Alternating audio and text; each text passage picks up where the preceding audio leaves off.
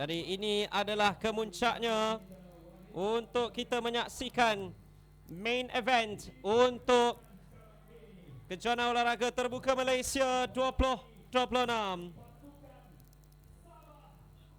Untuk 4x100 meter wanita di lorong 1 ialah Sabah yang diwakili Bibi Halina, Teresia Anastasius, Alferanisa dan juga Welrina Welter.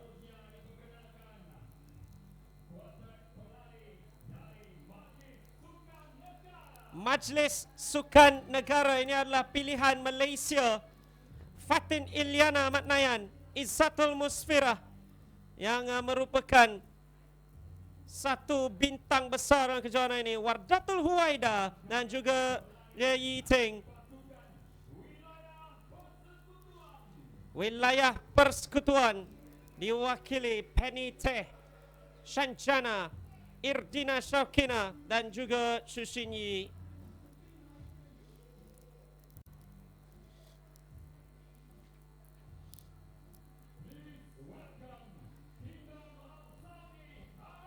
Kita ada Arab Saudi, tuan-tuan dan puan-puan, dalam kejuaraan ini. Mayasah Altikrullah, Hibah Muhammad, Sarah Muhammad dan juga Arin Hussein Tulba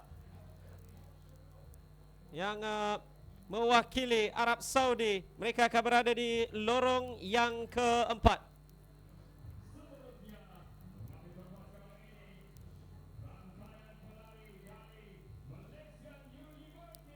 Malaysia University diwakili Chelsea, Amira Batrisha, Lim Zeswan dan juga Evelyn Tan. Chelsea adalah pelari terakhir 4x400 meter yang dipintas oleh Alia Najiha dalam aksi final 4x400 pada semalam.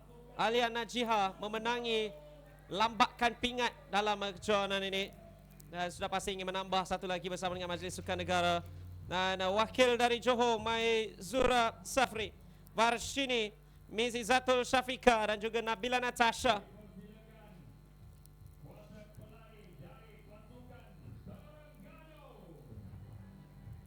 Tanpa Izzatul Musfirah, tanpa Izzatul Musfirah, Terengganu turun dengan Nurin Aira, Alia Najiha, Farah Adriana Ardi dan juga Siti Nur Azrin.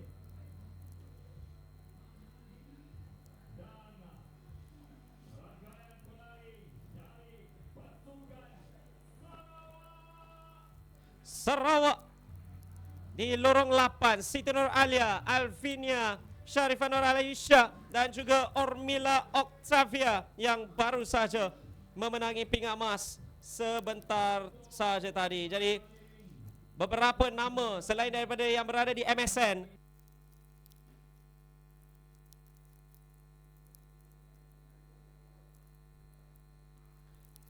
Dan terus saja dimulakan 4x100 meter di perlawanan akhir.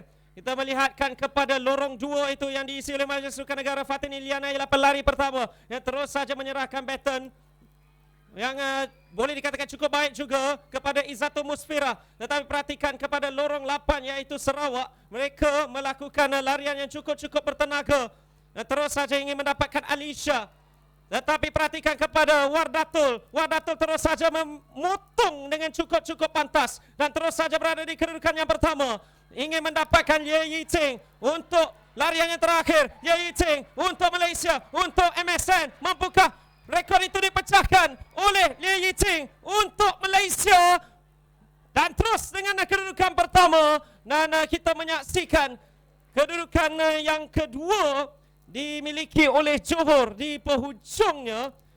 Dengan Sarawak juga memberikan satu cabaran yang cukup sengit. Tapi kita menyaksikan Ye Yi Ting cukup jauh meninggalkan kesemuanya daripada pelari ketiga iaitu Wardatul. Nana emas untuk pilihan Malaysia 46.40 saat dicatatkan.